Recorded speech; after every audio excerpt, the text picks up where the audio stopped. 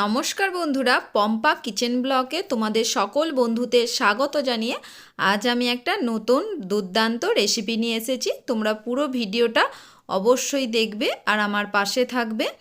এই দেখো, প্রথমে আমি 3টে ডিমকে ফাটিয়ে নিচ্ছি একটা বাটির মধ্যে।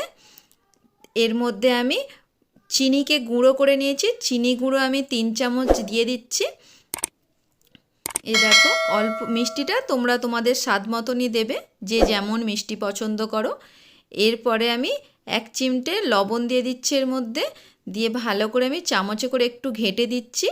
এরপরে আমি একটা হ্যান্ড ব্লেন্ডারে করে ভালো করে আমি মিশ্রণটাকে মিশিয়ে নিতে হবে আমাকে।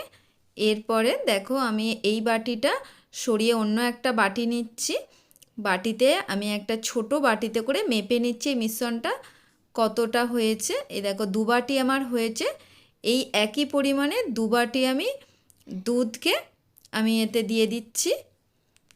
ডিমের মিশ্রণ আমার 2 বাটি হয়েছে আর দুধ আমি 2 বাটি দিয়ে দিচ্ছি।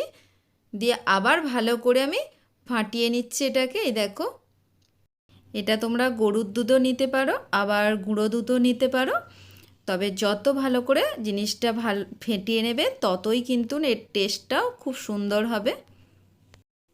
এরপরে আমি একটা ছোট স্টিলের থালা নিয়ে নিচ্ছি।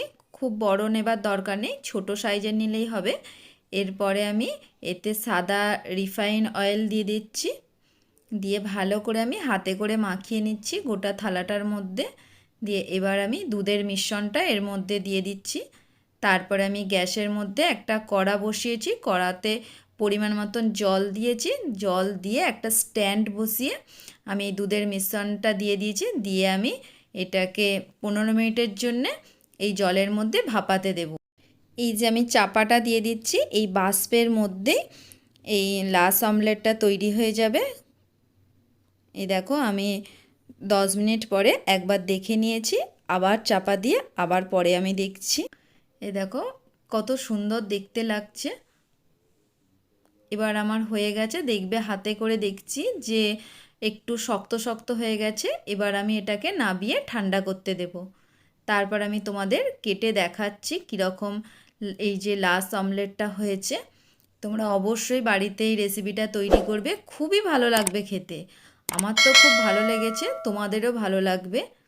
এই দেখো, তোমাদের যদি ভালো লাগে তাহলে লাইক শেয়ার অবশ্যই করবে, আর আমার চ্যানেলটাকে সাবস্ক্রাইব করে আমার পাশে থাকবে। এই দেখো, কি সুন্দর দেখতে লাগছে আর খেতেও খুব সুন্দর লাগে। আজ তবে আসি, আবার পরের ভিডিওতে দেখা হবে।